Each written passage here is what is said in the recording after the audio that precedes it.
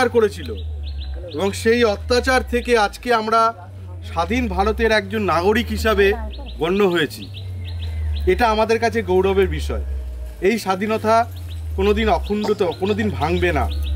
জৈব গ্রামের একজন বয়স্ক মানুষ, যার জন্ম স্বাধীনতার আগে হয়েছিল, ঠিক সেই রকম একজন মানুষকে দিয়ে আজকের আমাদের এই পতাকা উত্তোলন আমরা করাতে যাচ্ছি। উনি হচ্ছেন আমাদের বর্ষিয়ান কৃষক এবং আমাদের সকলের পূজনীয় নমস্য মাননীয় সুকুমার দে মহাশয়।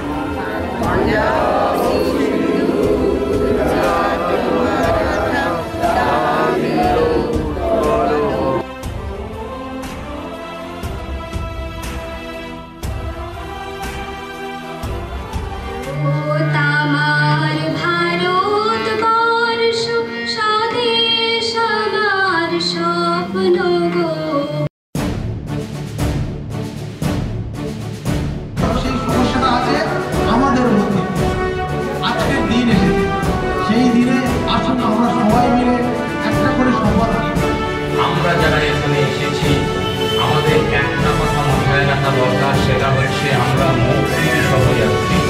কিন্তু স্বাধীনতাটা কি, স্বাধীনতাটা কিভাবে পেয়েছি, স্বাধীনতা কি পেয়েছি, যখন আমরা পরাধীন ছিলাম তখন কি ছিলাম।